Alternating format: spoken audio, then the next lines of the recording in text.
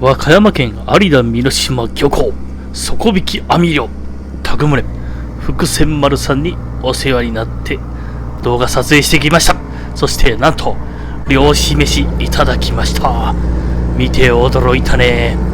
真っ黒毛、俺でも見たことないぐらい真っ黒毛の魚の煮付けだった。俺でもないろいろ調べたらな、お、こりゃ栄養あるなということが分かりました。まずこの真っ黒毛なんですが、イカ、タコそのままな、内臓も取らずにそのまま煮付けにした。イカの墨とかタコの墨とかおそらくいっぱい出たんだろうなと。とにかく煮付けが真っ黒けだ。イカ墨ってな、結構皆さんパスタとかで食べたことある人もあると思うんだけどな、いろいろイカ墨タコ墨のことに関してな、栄養分を調べたらな、ムコタト類っていうのとタウリンっていうのはな、まあああいう栄養ドリンクに入ってるだろ。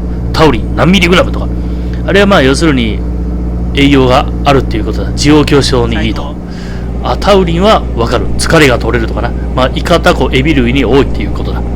でこのなムコタト類っていう、これもまあ結構サプリメントとかであるらしいんだけどな、いろいろ調べたらな、このムコタト類をたくさん与えたマウスではな、がん細胞が消えたっていう発表もある。だからな、がんに特効薬、がんに効果があるっていう風に書いておった。あとはな、痛み軽減、関節痛など、とにかくな栄養あるらしいぞ。おーっと思ってな、タクムでバリバリ食べたぞ。やっぱりな、魚とか魚介類っていうのはな、栄養がたくさんあるな。いいよ。